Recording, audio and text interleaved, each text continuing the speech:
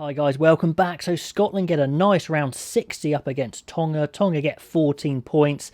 And really it's a first half execution masterclass, especially from the set piece from Scotland.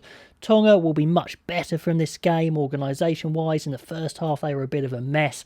Plus they have a stack of their best players not available for this game. So they should be a lot better versus England, but Scotland, certainly in that first half especially, really cut loose with some lovely tries. So let's have a look at the game. Now, the first touch from Darcy Graham is to actually slice apart the Tongans, but actually a poor throw from Turner mucks that one up. And indeed off that, Tonga run some phases of the length of the pitch, showing how dangerous they are. And Scotland ignore the massive loose head for Tonga, who flies through. Fifita out wide on the wing, smashes through. I think it's against Graham a couple of times. He absolutely obliterates Graham. He is a real handful. He'll be interesting to watch in this series. But off their feet, they muck up their chance. So it's a good start, end-to-end stuff. Both sides looking decent in attack. But indeed, in this first half, probably both sides defensively weren't that great. It's just that Scotland were attacking so much, we didn't see a huge amount of their defence. Anyway, on 6 minutes, Scotland go through the length through their phases. Their defence, not looking the best, but certainly Tonga's defence was looking all sorts of problems. Out wide, it looked like there was a lot of space. A bit of luck as the ball smashes off Ritchie, but doesn't hit his hands. And McLean hoovers up, slices through with good pace to score 7-0. Good start after 5 minutes. Tonga's tackles are either massive or missed in this game. There were a fair few poor missed tackles. Harley was penalised shortly after that, so it goes 7-3. He gets pinged a couple of times, might not be too happy with his game. On 14 minutes, we get a lovely executed try, again for McLean. Just fantastic off a line out, one of those dummy mauls where the ball gets popped out the back. Kinghorn spots space out wide with a massive pass, and he did get to wing a few balls around a bit, Kinghorn. At times his passing was a little bit wild, but the space was out wide, and he spots it well this time. A wicked step from McLean to score. Nice conversion from Kinghorn this time, although his goal kicking wasn't the greatest from then on in. 14-3.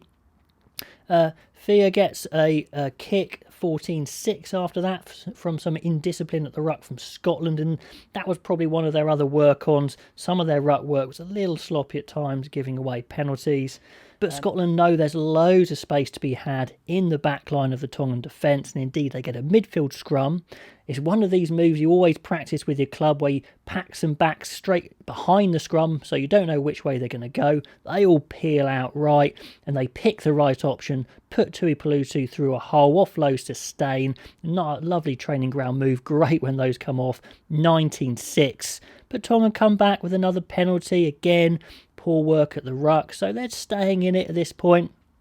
But 7 minutes later on 28, Scotland get some good pick and go on the Tongan line, and the absolute human bust that is Pierre Showman bashes over.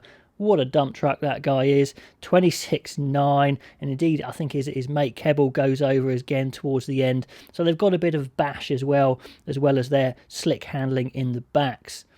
On 31 minutes, real smart box kick, chase, jackal from Watson. They make about 80 metres on this play. A nice, good basics play there. Sets up another dummy driving maul.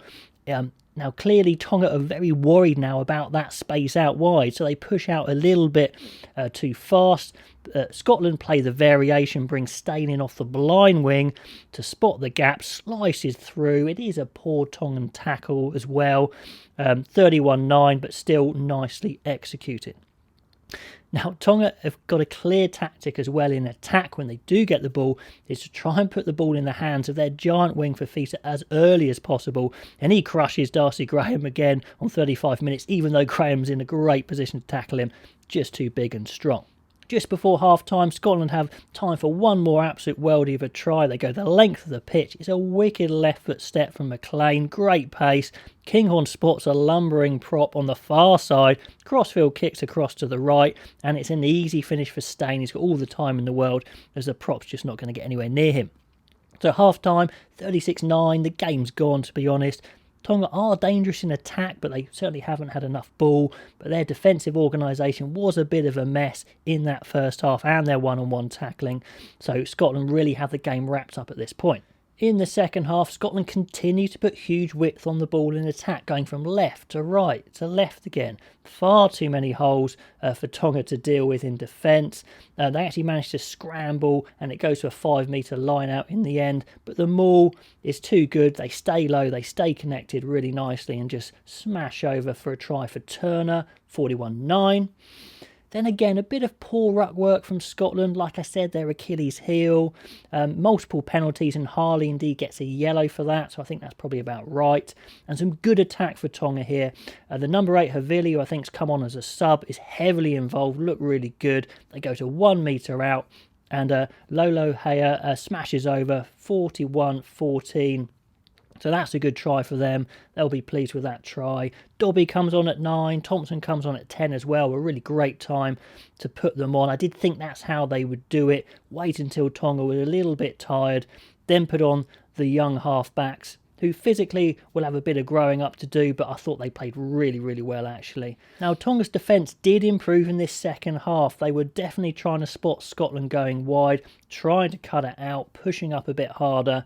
Definitely better. But an uncontrolled arm to the face is a yellow card for them, so that's not great.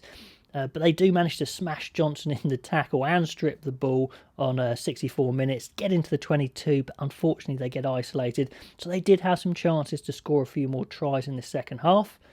Then on 68 minutes, it's Dobby and Thompson with great work, actually contesting the ruck of all things and win some ground, 60-metre gain from both of them, go to a 5-metre line out, and it's a bit of a behind-the-back pass from Ritchie as he starts getting pushed into touch.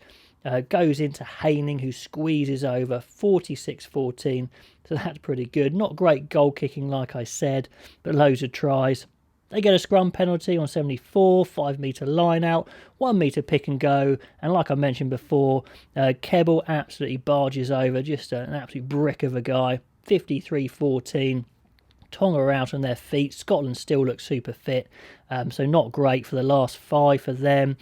5 metres out on 80 minutes just before the end of the game. A lovely backs move again off a maul, which they did quite a lot. Stain again off his blind, size through to score. Great way to finish, 60 points to 14. Lovely executed attacks from Scotland, but they didn't really get pushed in the forwards or the set piece at all, so it's going to be a lot harder things to come, challenges to come. But certainly Schumann and Keble I thought were rock solid. Stain and McLean on the wings as well, Dobby and Thompson coming on, so lots of positives for Scotland, but of course they're going to know it's going to get a lot harder. Tonga will be better for this. They can have lots more players come back in for the England game, so they should be a lot better. But for Feta on the wing and Takalua at 9, I thought looked really good as well. So not bad for them. But anyway, nice start for Scotland. Let me know what you thought, guys. Who impressed, who didn't, and I'll catch you next time.